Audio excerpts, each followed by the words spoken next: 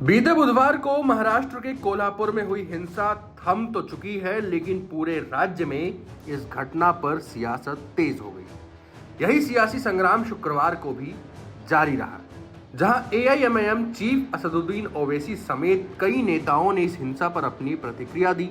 इसी कड़ी में शिवसेना उद्धव गुट के नेता संजय राउत की भी प्रतिक्रिया सामने आई, जिन्होंने इस पूरे विवाद पर बड़ा बयान दिया है।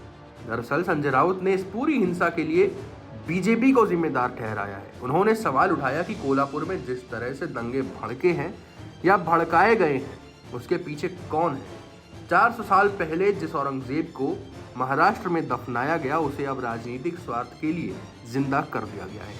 संजय राउत ने बीजेपी पर निशाना साधते हुए ये कहा, क्योंकि कर्नाटक में बजरंगबली का जादू नहीं चल पाया है, इसीलिए बीजेपी औरंगजेब को लेकर राजनीति कर रही है।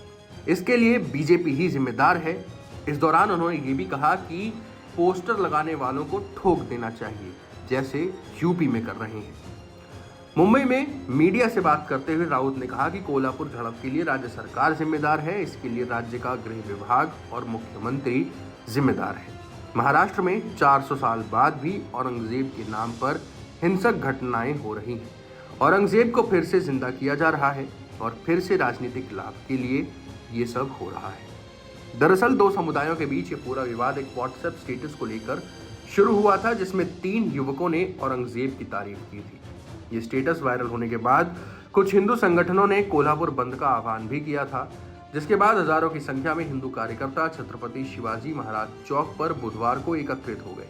इस बीच कुछ कार्यकर्ताओं ने पत्थरबाजी की, दुकानों में तोड़फोड़ की गई। हालात इतने बिगड़ गए कि पुलिस को प्रदर्शनकारियों को शांत कराने के लिए लाठीचार्ज करना पड़ा।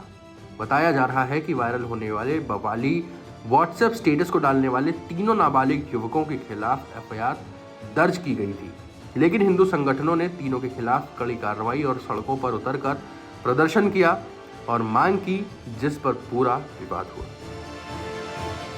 Times now Bharat digital originals की रिपोर्ट।